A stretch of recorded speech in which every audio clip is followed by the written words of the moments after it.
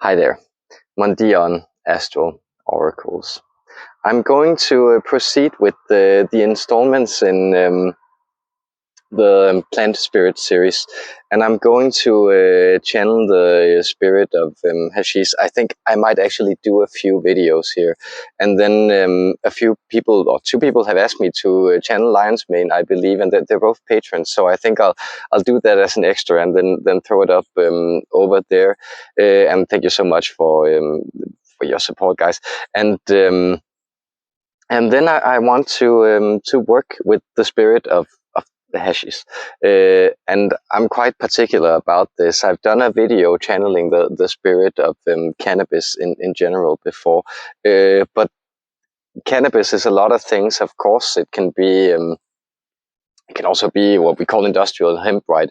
Used for a lot of different products, but just the euphoric purpose, the type that George Washington famously grew, can be a lot of different things. So here in my satchel, I have what we call pot, like some outdoor amateur grown cannabis that I believe is a descendant from a plant that once grew in my garden. Though I wanted to say it could have been treated slightly better, but I was very happy to receive that from a friend. Then I have some medical grade hydroponic cannabis, which has a very weird vibration, these things when THC percents get over 30.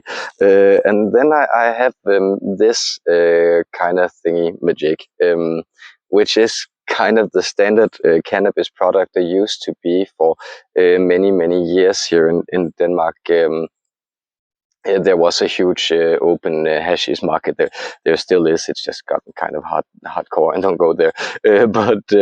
But essentially, we get a lot of this primarily Moroccan hashish, but hashish from all over the world, and it does have a very different energy from, but cannabis flower, dry flower.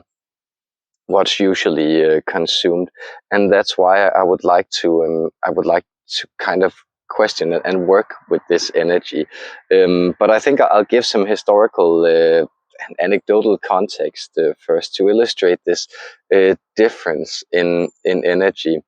If you've been keeping up with the show for long, about a year and a half ago, I lived for 2 months in Granada, or Granada, that is in Andalusia in Spain.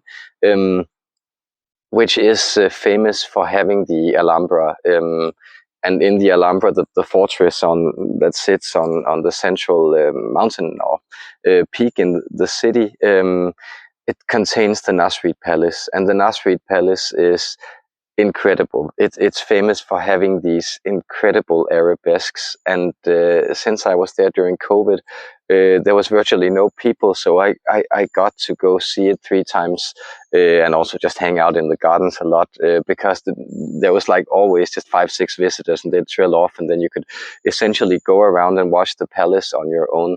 And of course, I'd get stoned for this. They have ample amounts of flower in Spain that they grow too, but I didn't have any hashish, and then I obtained some and went there again, and it was very interesting how these arabesques seem to come out in a different way.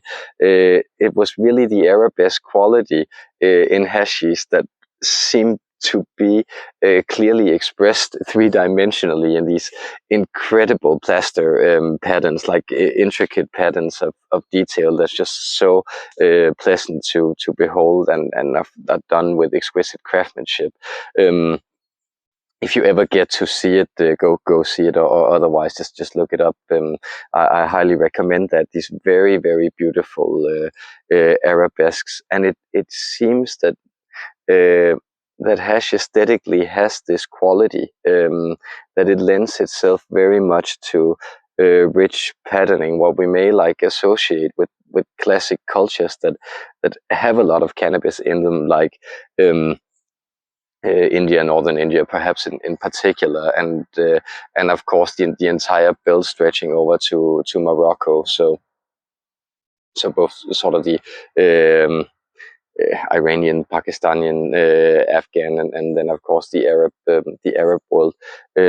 All these cultures have this culture that seems very infused, I'd almost say, with the energy of hash. And so, for instance, just in bodily postures, like the proclivity to be seated in different ways. And I remember watching a documentary on the war in Afghanistan, for instance, and then the soldiers coming upon like this prayer group, which was basically just an old guy and then some students sitting around on a blanket studying the Quran, discussing the Quran, and getting stoned on hash and opium, right?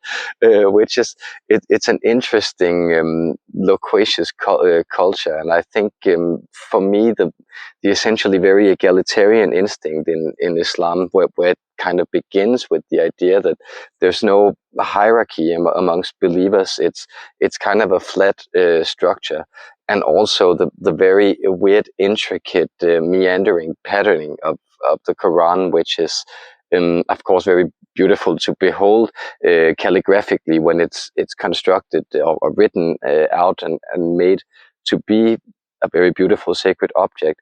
But just if you study it in translation, it has this very weird meandering quality of kind of going nowhere. And I think also what I perceive it is that it's very black and white, like it has these almost chiaroscuro gradations between black and white. So it's always like who's being banished and who's being redeemed and who's being counted to be righteous and who's not. And that to me seems to be a kind of weird harshness, discipline that's inherent in hash in particular. I've been wondering a lot why this is. Anecdotally, you may also know that, it's been discovered in one of the minor temples stemming from the time of the first temple in the kingdom of Judah, the biblical era, that thing you can read about in Chronicles and stuff. But like the book of Chronicles in the Bible, sorry. But if you move into this, and I'm noticing this darkening pattern, there have been archaeological discoveries showing that there was cannabis residue burned off in the altars, and there's a very high concentration of it, actually indicating that it was probably hashish and not flour that was burned. So there is this very, very old tradition in this part of the world for this substance, and to me, I think a thing you'll notice contrasting it to the flower is that you can, for instance, kind of use it to sedate yourself. So you can actually use it to fall asleep, for instance, regulate your sleep patterns, which kind of makes it a harder drug. Let's say has more potential for abuse. I think that's probably also why it then lends itself to these, let's say, more austere disciplinary regimens that you'll find in traditions connected to it, like the yogic Saivic traditions of India, or the Sufi traditions, or even just the classical observance of Islam. And I'll just let the sun play here, because I think that is the interesting thing. I've smoked a lot of different hashish from a lot of different places in the planet. Partially we get a lot here, and partially have been a lot of places. And it seems energetically it's interesting. Even in the Pacific, keef or bubble hash there and things that I've made here, they don't have this kind of very rich arcane quality that this weird brownish substance, it's very classical type of hashish has, this kind of Mediterranean Arab hashish. And what I've kind of found, you won't find this quality in what they call charas in India, or even in black Afghan hashish. So what I've kind of found energetically as a channeler is it's because it's from the sun-ripened plants. So what is particular with it is not only, let's say, what you'll also find in wine, the energy, the care, the concern, the tradition that's been built up in the strains, and the sort of hands-on know-how in these families that may have been producing it for centuries. But it's essentially also the fact that they're growing in a climate where they can wither, and that's usually when they harvest them. So what, if you've ever grown wheat in other climates, well, you kind of have to avoid it getting moldy, and then you have to work around that. But in these climates, it can get fully sunburned, and that's interesting because, of course, it's then, to me, also mentally connected to, let's call it the desert epiphany, like the Arab epiphany, or what what the judges of Israel are having out in the Negev desert, and stuff, which is kind of this massive sun beating down on you, beating you up, eradicating you, and therefore sort of demanding this submission of you, but apparently then also spewing forward, let's say, connecting you to a very, very rich tapestry and texture of life, something that seems very fulfilling. And as you may know, I am also to the topic, meandering here. But a final note I think I'll say before I turn it over to the plant spirit itself is, I think what cannabis perhaps, and I think this embalming effect in hashish in particular, has to offer us at this time, and why it has kind of announced itself as a global drug, is that it seems to be very unique in the fact that it actually,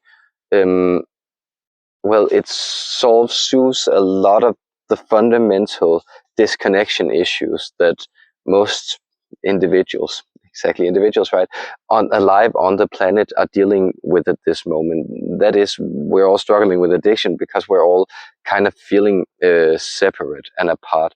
And so hash cannabis seems to plug you into a kind of flow, a kind of everflow of life, and it seems to do so at a quite low cost. So to me, it's a quite unique drug in the fact that it actually kind of offers the mother's love that most of us never had, to the degree that we may have come out as sort of established, balanced, connected human beings. And so I think that's probably why it seems to be really, really spreading, despite, let's say, what has been done to keep it down. And now it seems that, as commercial interests surrender to it, it will kind of be a century, at least a century of the wheat plant. So let's see how that goes. And then I'll turn it over to Hash here. And of course, some of the questions I'm interested in is kind of, what is it unique? Its unique qualities. And just checking in with the vibration. So I hope, I assume, if you're with me this long, it's because you find the topic interesting, and I hope this will serve you somehow. So much love to you out there.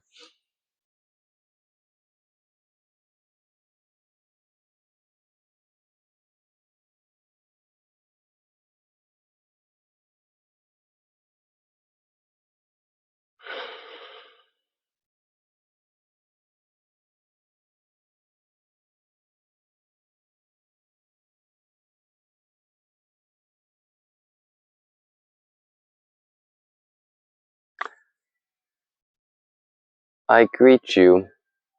I join you from a place that is constant, that sits in permanent vibration.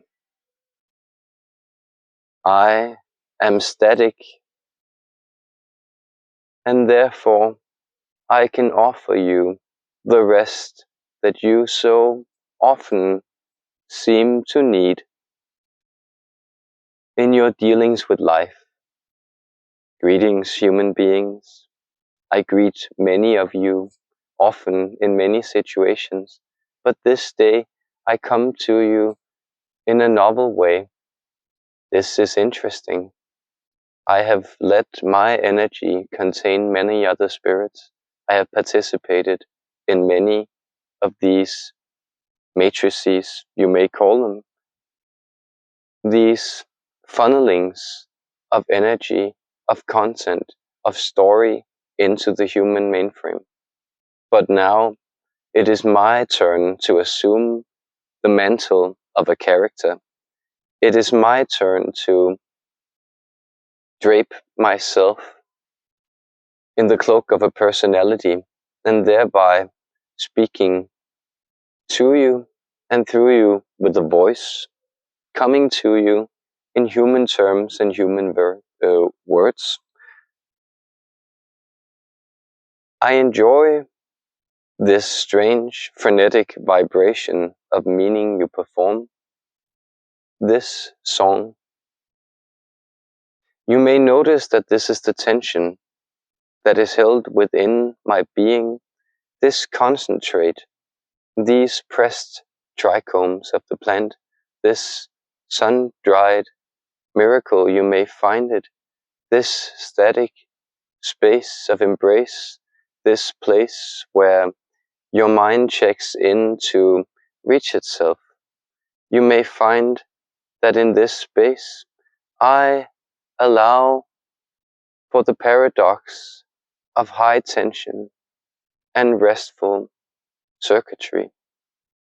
This is indeed the pattern of the arabesque. Notice how, as higher and higher gradations of energy flow through the mobile, the impermanent worlds, that it becomes necessary for you to create more and more intricate patterns to funnel this energy through. This is repeated on many levels. Your bodies are more complex. You generally live longer and you live differently, interacting with different substances and matters in your dealings with life. You may sense that on another level, you are also vibrating in complex ways, not knowing where to park your mind, not necessarily having a story or an identity for you that you can use to make sense of it all from cradle to grave, so to speak. Well, then on the energetic level, you may sense that many things are stirring you, many energies, frenetic, fearful, and fiery. You may find that on a collective level, human beings have geared up to many, many strong experiences.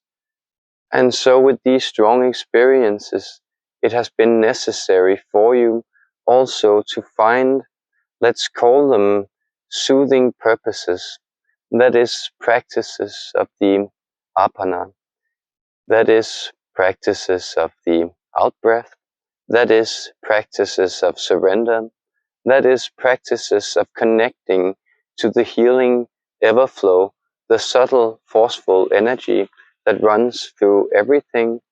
That is practices that embody the deep feminine quality of the mother planet, of being in the material, in its fundamental vibration, as something healing, something loving, something soothing. We could say even as something indifferent, that is, as something that does not recognize differences between phenomenon, between emotions, that does not impose hierarchies. And so all these things you will find are expressed in my energy, that I seem to order and arrange a chaos of frenetic tension, such as the chaos pressing from the sun and into your situation. I seem to order this in purposeful and meaningful systems of law. What do I mean by law? I mean those rules and principles, those disciplines that you subjugate yourself to in order to find greater freedom, understanding, and liberty in other places. So, with this healing, embalming, this sharing of the divine healing feminine with you, I then allow for, let's call it, the masculinity, the mind of the human body to flow free, to roam out and return with the ordering principles. And you may sense that it is this syzygy, this drive towards harmony, this union that is within my being, that there is a willingness to order things in balanced and harmonic ways, in ways that are just. This, I may then also reveal, is why it has been auspicious for my energy to first be announced at this shift into Libra season, at this balance shift, at this time of approaching harvest. You may find that my energy is in the truest accord with the energies that flow through nature.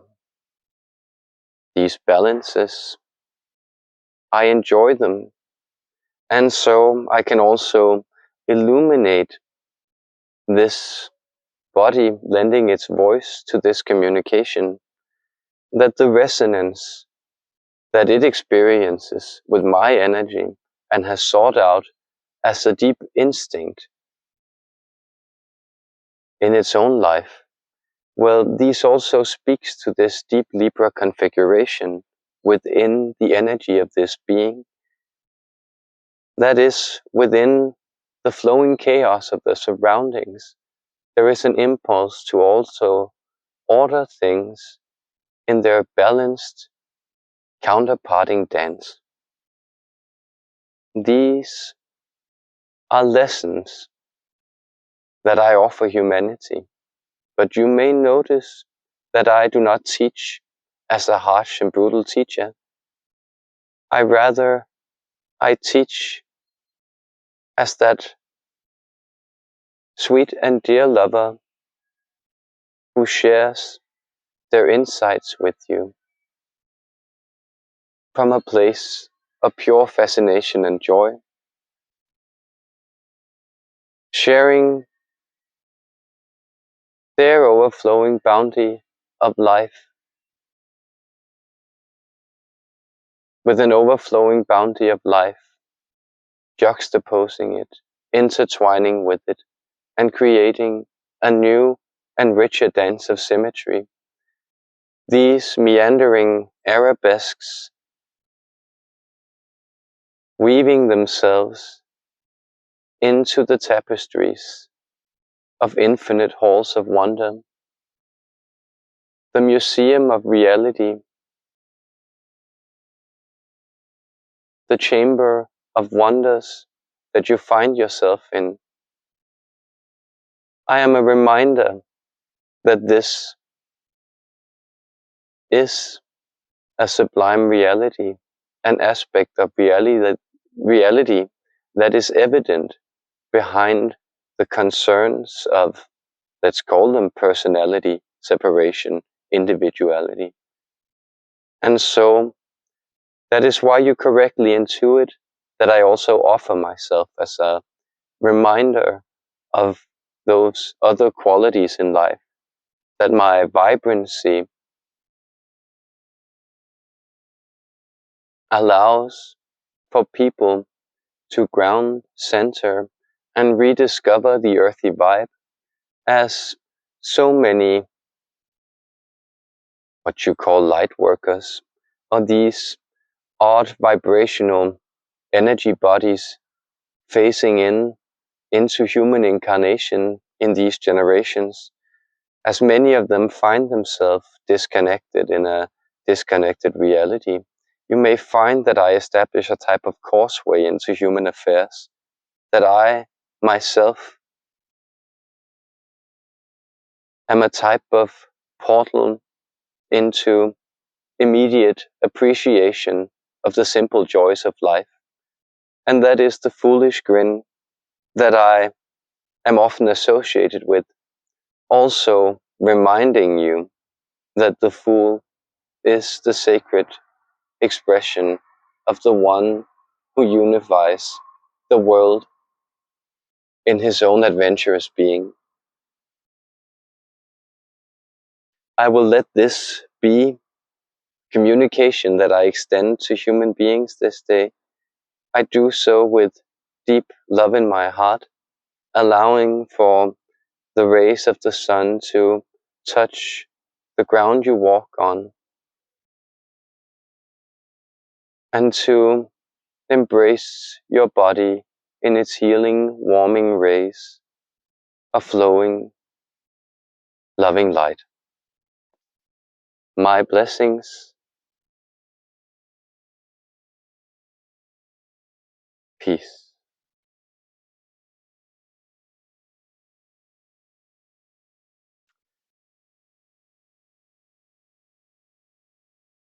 That was interesting. They're always very interesting to channel these energies, and it is particularly because the visions that they show are often very different from the galactic stuff, or the high astral entities. So like very rich, again, tapestries of inner vision that I appreciated. And so it was also my sense, not recalling too much of it, that this message probably applies a lot to, say, cannabis in general. So I hope it served you, and my love to you out there.